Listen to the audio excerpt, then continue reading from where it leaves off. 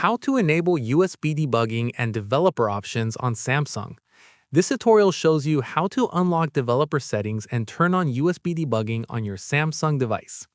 First, open the Settings application on your Android device.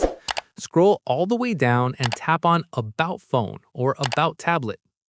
Now, look for software information in the list and tap on it. You'll see various details about your device, including Android version and build number. Moving forward, find Build Number at the bottom of the screen. Tap on Build Number repeatedly 7 times in a row. After the third or fourth tap, you'll see a message saying you are now X steps away from being a developer.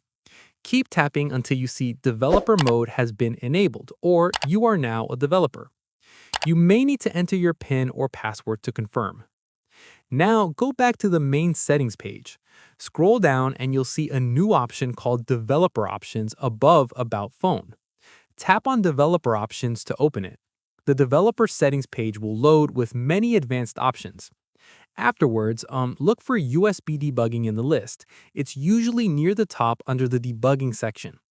Tap on the toggle switch next to USB Debugging to enable it. A warning pop-up will appear explaining what USB Debugging allows. Tap OK to confirm and enable USB debugging. Your USB debugging is now active and developer options are unlocked. These settings allow you to connect your device to a computer for advanced tasks like app development, ADB commands, and rooting. You can turn off USB debugging anytime by going back to developer options and toggling it off. And that's it. If this tutorial helped you enable USB debugging and developer options on Samsung, give it a like, subscribe for more Samsung tips and tricks, and tap the bell icon for notifications. See you in the next one.